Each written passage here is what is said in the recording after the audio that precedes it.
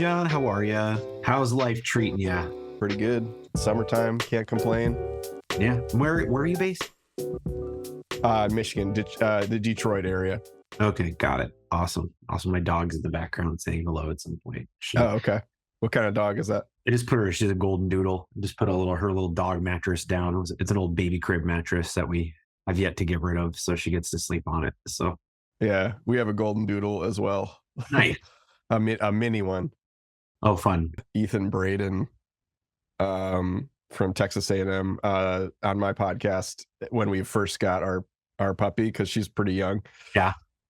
And had to have her in my lap the whole time because she just wouldn't stop whining in my office. That makes for great YouTube version content, because then you got the dog sitting there and it's just it's I remember one of the times, and this is a great video topic, is there during COVID, one of the VPs of enrollment that we were working with, he was doing an information session, and like the highlight of it all was his dog started barking and stuff and came into the frame, and all the students were like, "We want to see your dog. Can you show us your dog?" Yeah. And it just it personalized the experience for everybody. Right. So yeah. Awesome. Yeah. Good times. The weather's lovely here in Maine. How is it in Michigan today? It's a nice, 80-degree day here in Michigan. We live for Michigan summers because we feel like we earned it the rest of the year. Right. So, we'll make sure we drop this episode in like February, just to make sure that you get to listen back and remember how lovely the weather was. And then in February, you're just going to be so mad and so upset. Makes for some great outdoor sports in the winter, though, right? Ice skating or any of that kind of stuff. I try every year. I'm like, I need to get find a sport or something, or just something I can do with my kids that we look forward to doing in the winter. I have yet to really land on anything. We go sledding and stuff like that, but it's just there's not a whole. The winter's just a little bit dead. We don't ski or snowboard or anything. So if we did that might fix it. But depending on the size of your yard, I am a mean backyard ice rink builder, and oh gosh, yeah, it's not too difficult. All you need is a 1 foot high piece of plywood and some thick plastic, and then just pour some water in it, and there you go. You don't need to dig holes in your yard or anything like that. I'll send you some plans. Maybe that'll give you something to do to get the kids skating, and then they get into hockey, and then you get to start paying for hockey, which is always fun. Oh gosh, not the cheapest thing to be working on. Yeah, my wife tried to get me to build a skating rink in our backyard a couple years ago, and I'm like, we live right across the street from a lake. That's just a professional even better skating.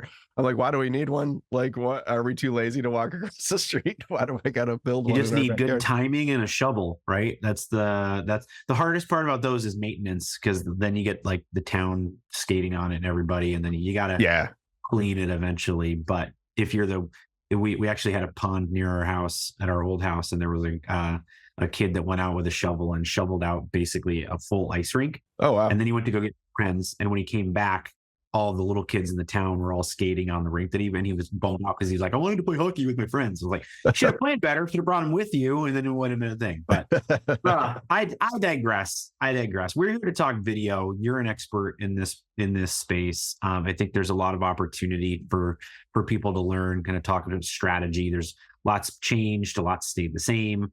I know a number of months back, I had a guest on that was talking about how institutions just need to kind of give up on video because it's too cringe. And I love the fact that we use the word cringe and sus in that podcast. But cringe and sus. There you go. Before we hop in, though, I'd love to hear from you a little bit. You're for our listeners that might not have met you yet.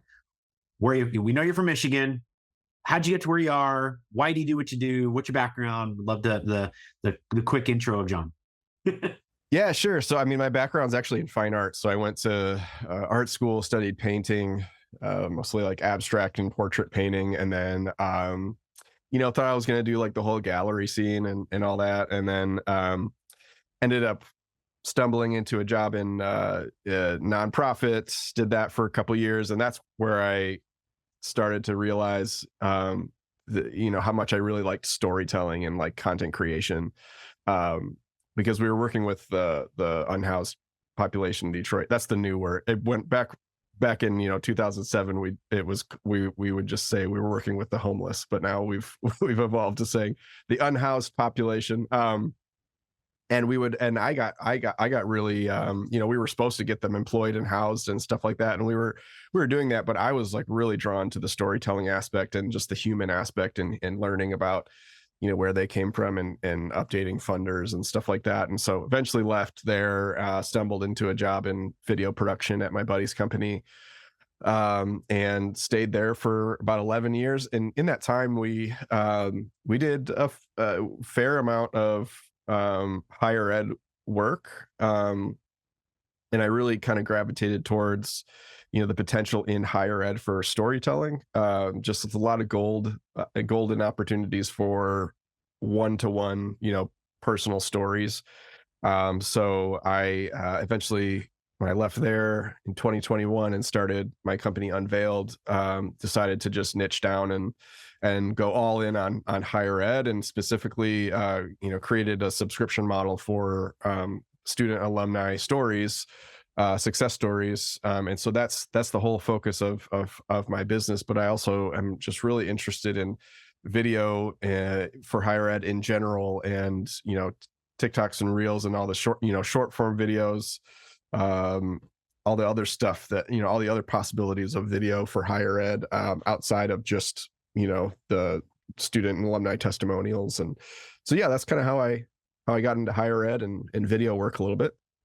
Yeah. And I think, and what's interesting is video clearly isn't new, right? It's been a part of the process for student engagement forever, as long as video has existed. I remember there being stories of the back in the day, an institution I worked at, they had a VHS tape that they would send to high schools with a return address envelope. Instead of sending a visitor, there was a video. They would send the VHS tape so that students who wanted to learn about the school could watch the video about the school, and then the guidance office would have to put it back, or be kind, rewind, put it in, and send it back, right?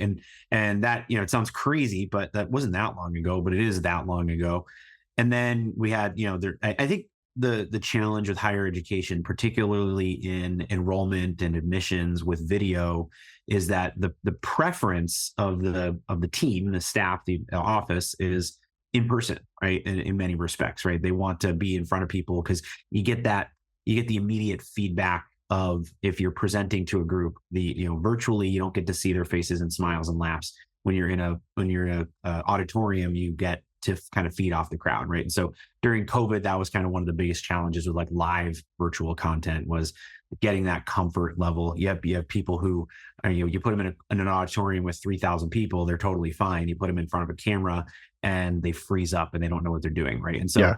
as someone with with expertise in this space, what are some of the things that you do to help people get comfortable with being in front of a camera, or being part of that production, so that and we could talk strategy and distribution and all that stuff, but I think that's one of the big hangups for a lot of people even now, is right, the first opportunity that they had to go back to a high school visit or host college fairs or get in front of people, these in-person experiences, it was like, yeah, let's do it. We hated college fairs before COVID, but college fairs are better than virtual college fairs, right? And so there's a challenge there to kind of overcome that. So what do you do to help people get comfortable with video?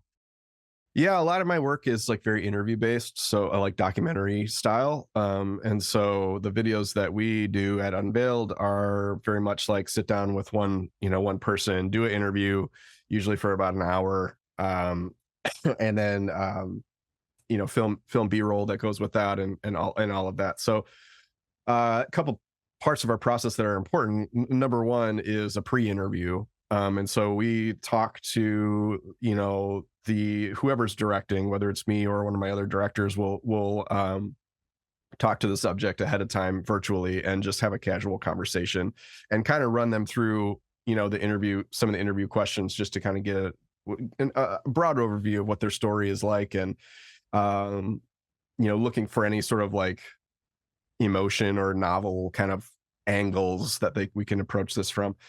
So that alone kind of sets us, builds rapport, and kind of helps them feel comfortable. They're not meeting me or someone else for the first time with a camera in their face. And And then, the other thing that I prep my subjects with is to tell them, your job is just to talk. Um, feel free to ramble. In fact, I would prefer that you ramble, because I think people get really, I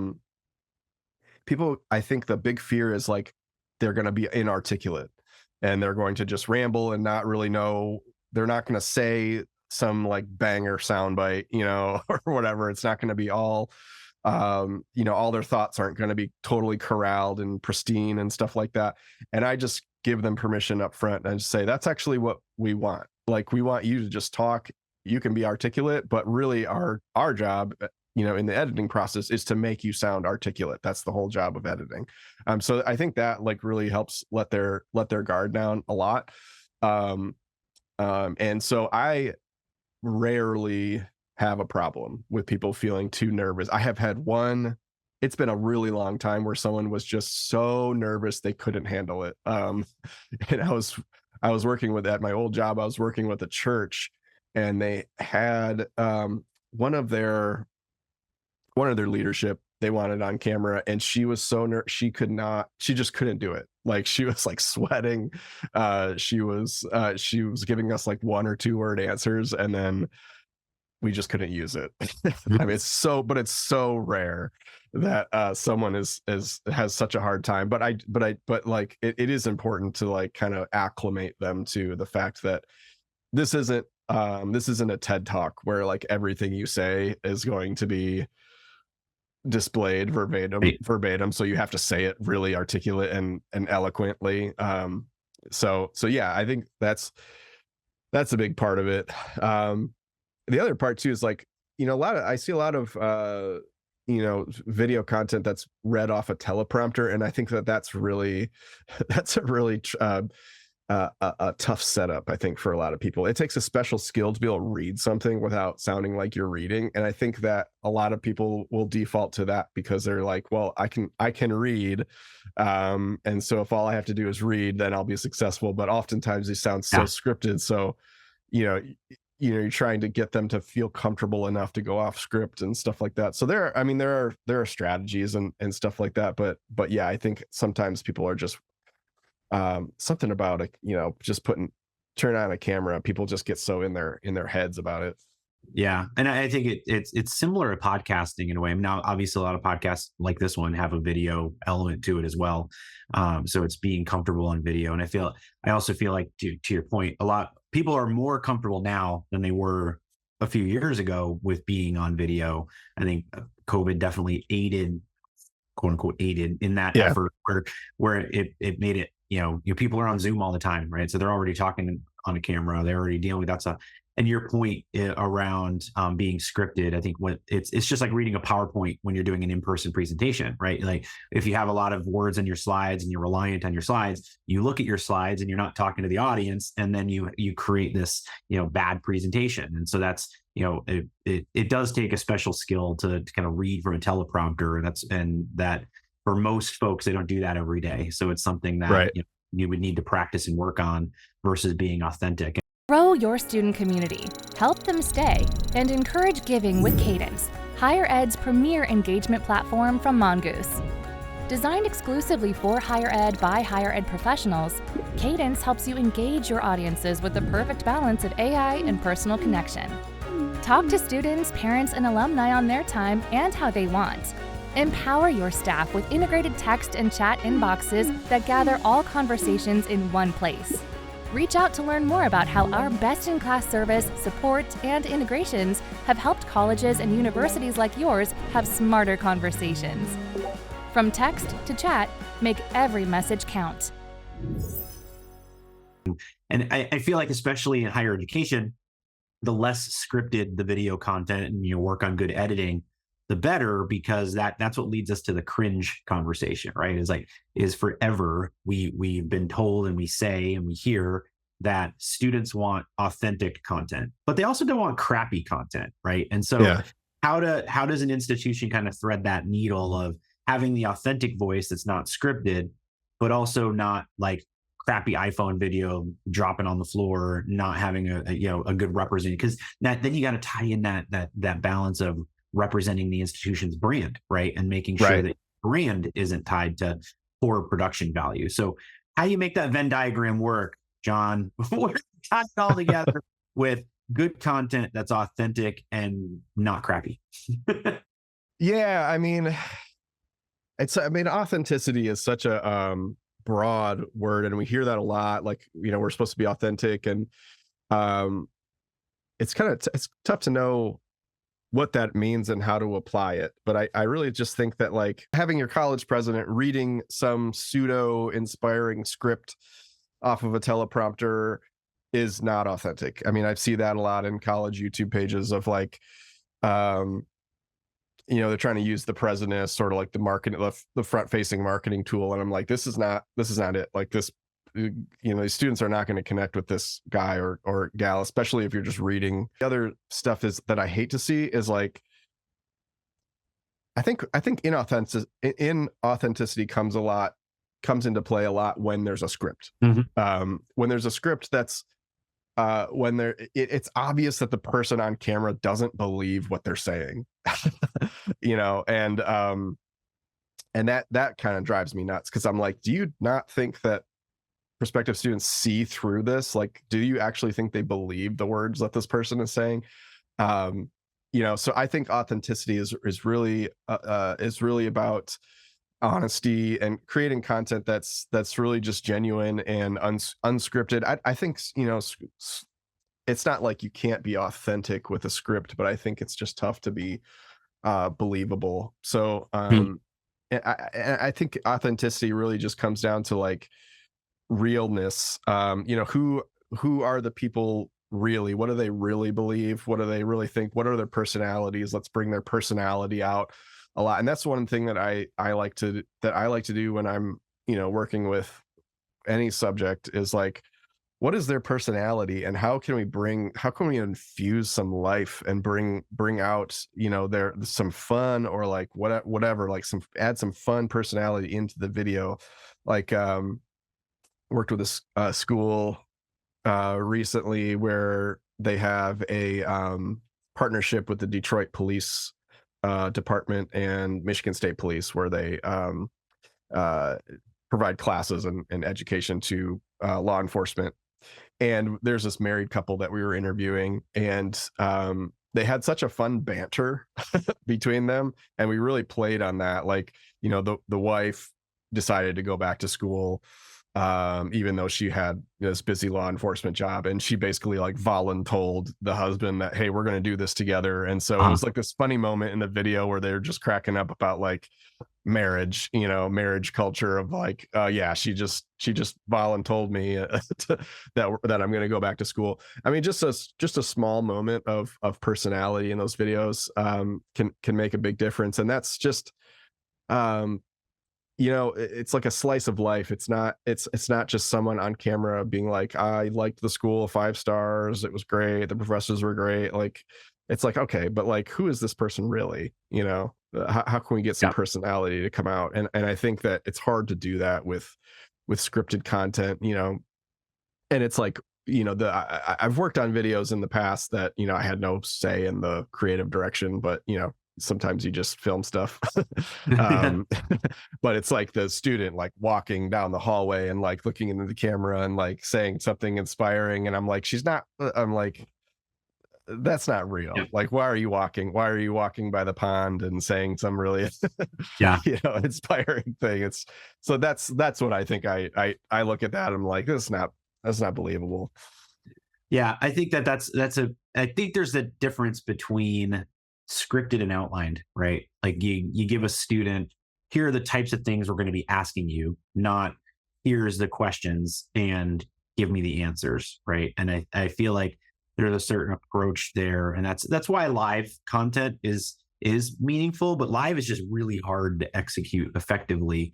And because then you have long drawls of silence, or you have awkward things that you don't want as part. Like you said, I think that people forget when they're pre-recording content that they're not live sometimes, and that's why they lock up, or they get nervous, or they just have quick one-word answers and they don't expand on it. And these are all things that you can fix in post-production. But when you're doing a live program, it's literally impossible to account for those sorts of things. And there's the tech glitches, right? Of like, Oh when you're gosh, live, yeah. the computer can freeze, the internet can go down. I remember, this was pre-COVID. I was getting ready to do a webinar, and there were probably 2 hours before the webinar happened, the power went out in my side of town because this crazy windstorm came through, and I'm like, crap, what am I going to do? Right? We've got hundreds of people signed up for this webinar, and I'm driving around town trying to find anywhere with Wi-Fi. I end up at the Panera Bread because, as a former college admissions officer, I'm like,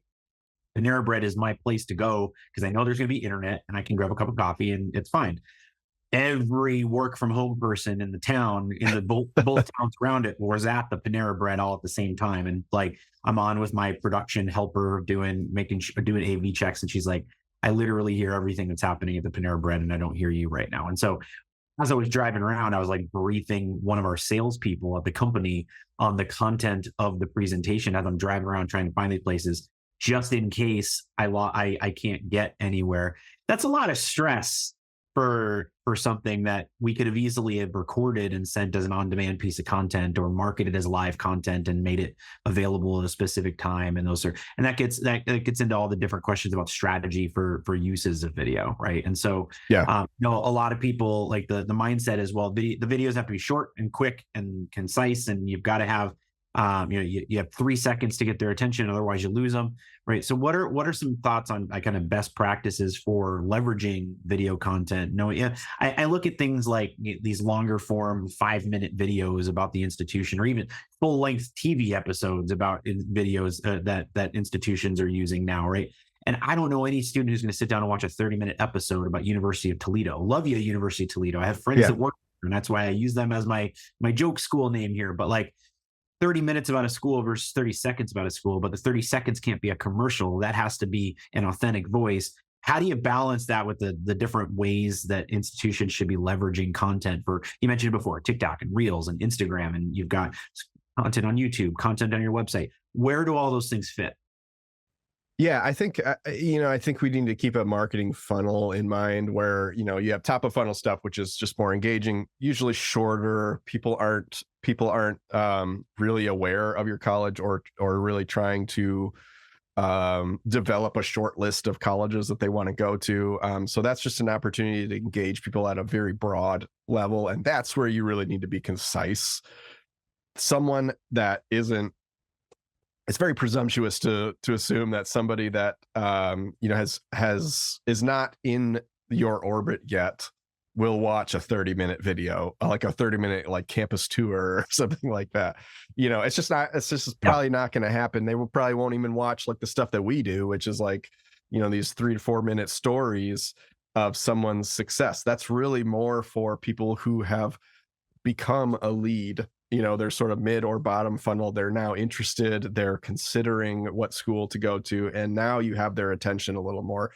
Or, at an event, I feel like it all just matters with context. Like I think there's very few meetings that I sit in with new video clients that don't involve some sort of like, oh, this has to be short, because people's short attention spans and stuff like that. And I'm kind of like, it depends, like if we're showing this video at an event, or a webinar or something like that, people have nowhere else to be. So you can get away with, you don't have to have like some as catchy of a hook in that 3 seconds you get, because what are they going to do? Like, they're at an event. What do they go? Oh, they didn't get me in the 3 seconds. So I'm going to go on Facebook for the rest of this video. They have nowhere else to be. So I feel like, you can get away with longer form content like that. But, I think that, TikToks where it's like, if you're on TikTok and you're kind of like, oh, hi, I'm the president of such and such. Just thought I'd come on here and make a video. I've never seen one of those videos. I'm just a bad example. It's just like, anytime I'm like on TikTok or Reels and someone starts their video with, "Hey guys," I'm like, next. So it's just kind of the context. The context really, really matters. And but I do think that like I think we need all of it. I think that colleges and universities they should have some flagship content that's a little longer form.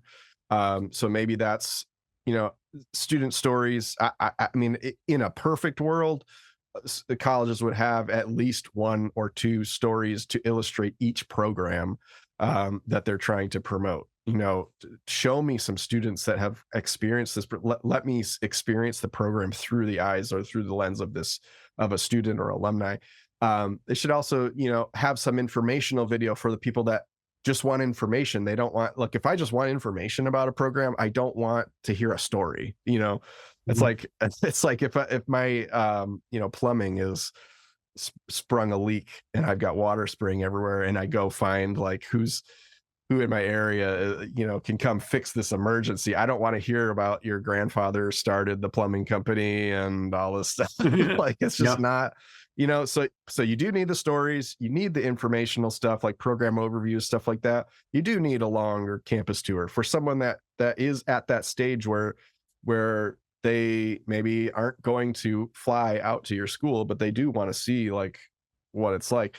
But you need the shorter stuff. You should be engaging in short form content, and that's, you know, a little more entertaining, less salesy. So I really just think that, like, you know, I know resources aren't unlimited, but colleges should be thinking about different types of videos at all stages of the funnel, and having a little something for everybody. Based on where those students find themselves. Yeah, I think that's why campus's video content comes across so cringe sometimes, is we try to use that one piece for all things, right? And that piece for all things doesn't work on all these different mediums. So you have to have a different strategy. Just like you don't present the same information at your open house that you do at a high school visit, right? When you go visit a high school, you have 15-20 minutes of time where you've got to get all the information out, make it impactful, and provide some value.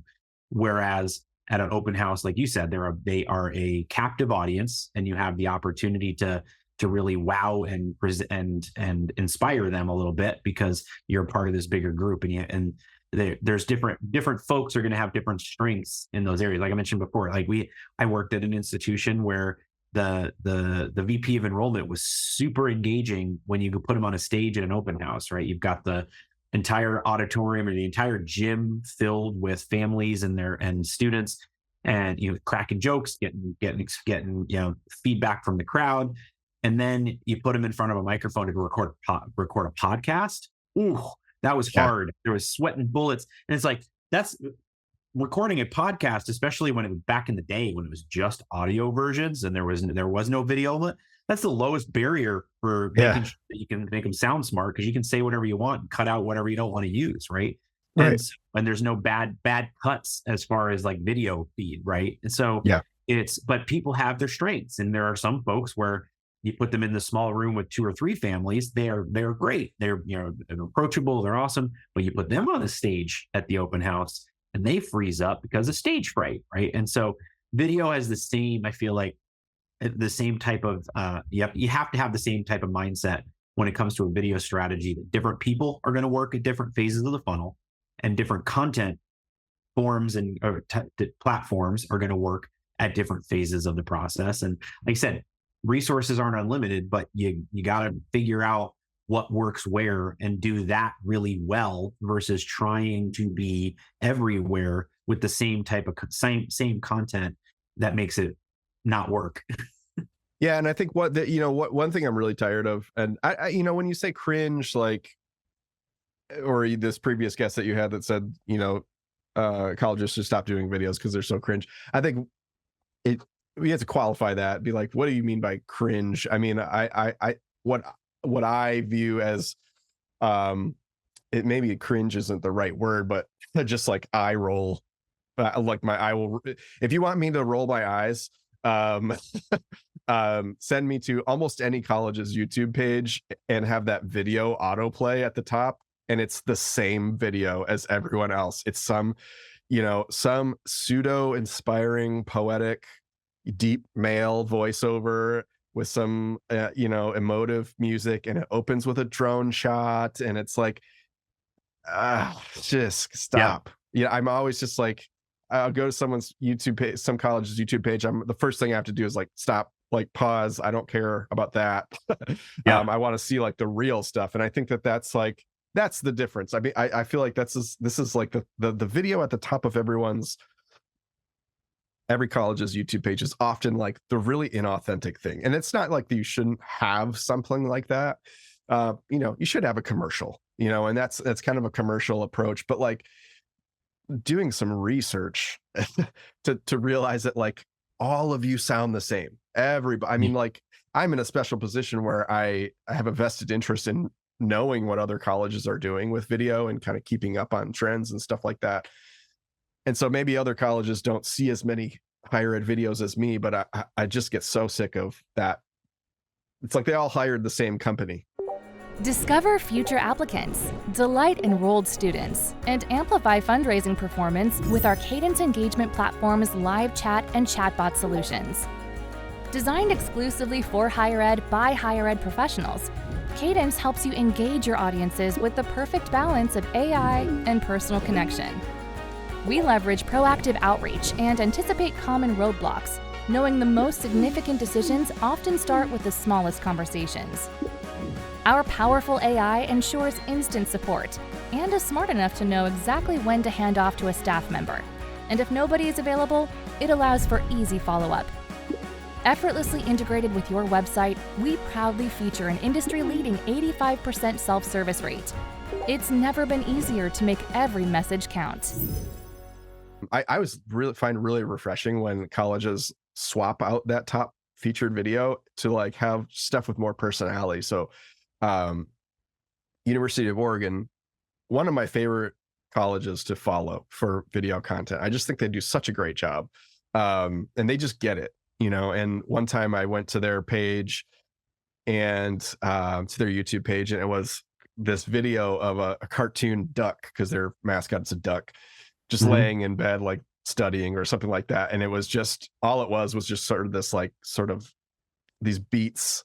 Like it was study music. It was like 3-hour long video of just music that you can have in the background to like study with. And it was just this duck kind of like, just not really doing much, but he's just kind of studying. He's just kind of there. And I was like, that's great. But I just thought like, that's fun. Like if I was a prospective student and I went on there, I'm like, oh, that's cool. That's different. It's just something different up there at the featured video.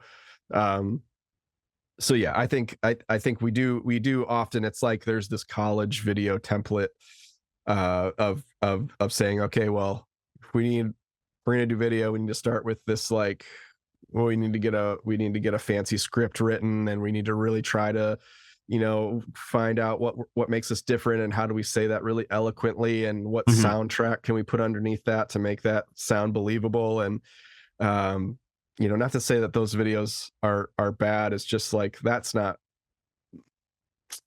I don't feel like they're very helpful. Yeah. I don't know who's watching that and going, oh God, let me fill out an application. Yeah. Well, I think it's funny you said, because like, if the goal is how do we make this sound believable versus how do we say things that are believable, right? Like, there's a difference in that in that mindset, where when you're doing all that prep work, maybe your message isn't that refined if you have to do all of that type of scripting and wordsmithing versus just having an authentic voice and an authentic experience, right? And I feel like I like the Oregon example, and we'll put a link to their YouTube channel in the episode notes for easy access, free promo for University of Oregon. You're welcome. But that shows the personality of the institution, right? And makes them more approachable, which when you're talking about new student recruitment specifically, that's a big deal, right? Because it gets those students engaged with the brand in a way that the 30-second voiceover drone shot commercial isn't going to do, right? So, and obviously we talk a lot about how and where and when to interact with alumni and parents and all those sorts of things, but that's a whole, there's we could do an episodic series of a podcast focused on, and I think you have a podcast that would probably have some resources and knowledge around that as well. I wanted to ask you one question about, I'll call it trend chasing, right? There's always the kind of like the viral approaches and things that come like, in TikTok videos and all those sorts of things. One of my favorite ones is like the walking and talking. I'm an Oregon Duck. Of course I go to blah, blah, blah. I'm an Oregon Duck. Yeah. Of course I do blah, blah, blah. Like that's one, video that I still see kind of pop up for every now and again. From your perspective, I feel like that's one of those opportunities for authentic, quickly produced content that is going to get out there and be impactful. But what is the balance versus like overdoing it? And I think that's where I think colleges live in this different category versus like a brand, right? A corporate brand trying to do that sort of stuff kind of ruins it. Whereas a college kind of lives in this category where it can still be fun, right? Because it's the students doing whatever that is. And you just use your tour guides, use your campus ambassadors to do what they're already doing, just in the guise of promoting the institution. How can institutions kind of play in that space of chasing the trend without becoming like Coca-Cola chasing the trend, or right. the Amazon chasing the trend, where then everybody's like, this is cringe, right? And so how do they avoid it but still embrace it? I think that yes, I think every college should be keeping track of trends on short form video platforms, because that's where trends are really help things take off, is when you're engaging with you're using a trending sound, you're doing one of these of course videos, of course I blah blah blah, or whatever. There's so many trends that come about, and being a consumer of these platforms I think is really important. Or at the very least, follow a few schools that are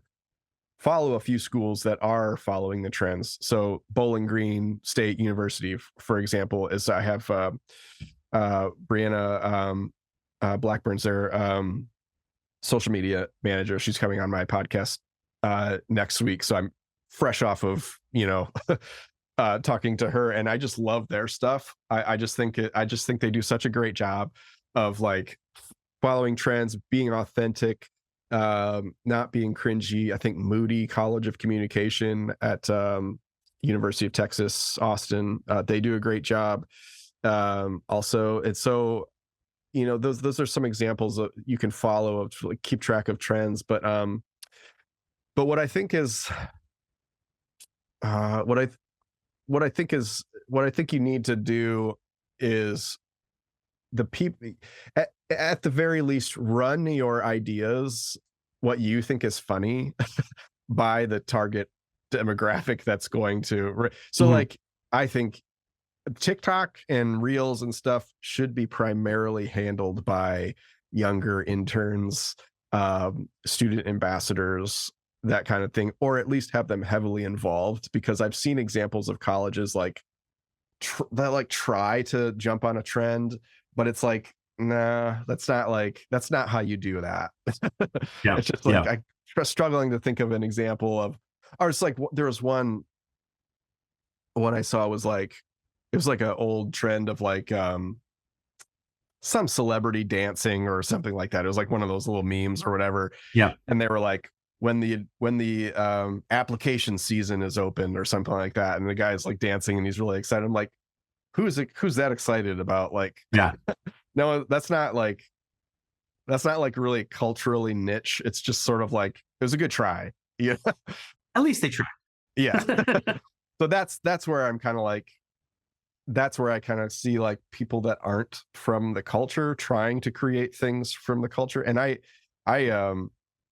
experiment with TikToks and stuff on to market my podcast. One of the things I've been experimenting with is like trying to create content that resonates with higher ed marketers, using these memes and these trends and stuff like that. But one of the things I'm really cautious about is like, I don't work for a college, so like I don't want to create something that's like trying to be some insider joke that I don't fully get. Yeah. And so I'm very cautious about but that's what stops me is like, I'll come across like a meme or something, some sort of template on Reels or TikTok, and I'm like, man, how could I like twist this into like a higher ed marketing scenario?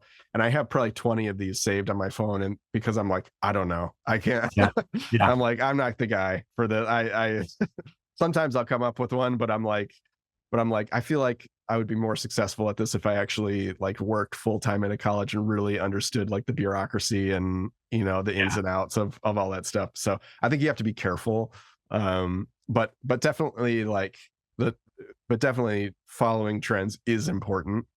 So it's a balancing act. Yeah, I think the balancing act is follow the trends, and if you can execute on it well, do it. If you are feeling a little wishy-washy, maybe put it together to get it out of your mind, but then realize, maybe this one stays in the drafts, right? Is probably the best approach to think about when we're putting together that kind of content. Because, like you said, I think the students will tell you, especially if you're going to ask students to do the video that is trending for you, right? Like I'm an Oregon Duck. I do blah blah blah blah blah. Like they'll tell you if what you're asking them to do doesn't make any sense, and value that feedback versus trying to push it through and then make content that doesn't represent your brand well, doesn't represent the students well, and doesn't resonate with your audience. The good news is that stuff's not resonating. It's not going to go viral, so people aren't going to see it anyway, right? And so there's a certain element of you try some things, and if it works, it's going to go well. Unless it's really bad, then it will go viral because it's really bad, right? And so you don't want to do that. Yeah, it's very unlikely that something from higher ed is going to be so bad that it's going to go viral for being bad. I mean, and I would argue if it goes viral for being that bad, it's not necessarily the worst thing in the world, right? And your institution, but it is when the president sees it and the board of directors, and that's to your point earlier from not having the intricacies of the politics of the institution. It might work for your audience. You might start to see more attention and more engagement, but then you get the wrong kind of engagement from upstairs, and that's not it's a challenge unique to not unique to higher ed, but it's a hypersensitive piece for sure. The bar is very low, I think, on the risk is low, I should say, on these short form video platforms, because you could try something. If it's not interesting, it just won't get pushed out that much, and most people won't see it. It's very reliant on the algorithm. So if it's not interesting or if it's cringy, it's probably not going to go very far anyway. So, it's such a great. I think that colleges should be experimenting with video in that way, because it's such low hanging fruit, low barrier to entry. Just pull out your phone and try something. Look at what trends are, what trends are viral, and people are thinking are funny, and how can you twist that to your brand message, to maybe like some insider knowledge of that only people that go to your school would resonate with. So it's, but the risk is low, and I think all colleges should be experimenting and just seeing what works. I'm with you. All right. So last request for people who want to keep the conversation going with you. Where are the best places? How are the best place to contact you? And plug your podcast. What should people be listening to you to keep this conversation going? Yeah, I mean, so I'm on LinkedIn. You could search my name, John. It's John, and last name's Azoni, Azoni. So that's where I am all day, every day. But I have a podcast called Higher Ed Storytelling University, where we talk about all things content creation for higher ed Marcom leaders. And then I have a newsletter called Higher Ed Storytellers Digest. So kind of a theme here. So that's a weekly newsletter that goes out every Wednesday morning. You can sign up at my website, unveild.tv/newsletter. Unveild is spelled Unveild. So yeah, those are the primary places to find me. Awesome. Well, we will put links to all of those in the episode notes for our podcast listeners. And John, I appreciate your time. Appreciate you being here today, and our listeners, we appreciate you. And we will see you all next time on FYI. Bye. Thoughtfully nurture applicants, personalize retention efforts, and exceed fundraising goals with our Cadence Engagement Platform's text messaging solutions. Designed exclusively for higher ed by higher ed professionals, Cadence helps you engage your audiences with the perfect balance of AI and personal connection. We leverage an intuitively designed interface and easy-to-use texting templates so you can have targeted conversations or scale up to expand your reach. Our powerful smart messaging can respond automatically, exactly how you would. And to measure progress, track your campaigns with unparalleled reports and analytics. Effectively meet your community where they are as we proudly feature an industry-leading 95% read rate within 3 minutes. It's never been easier to make every message count.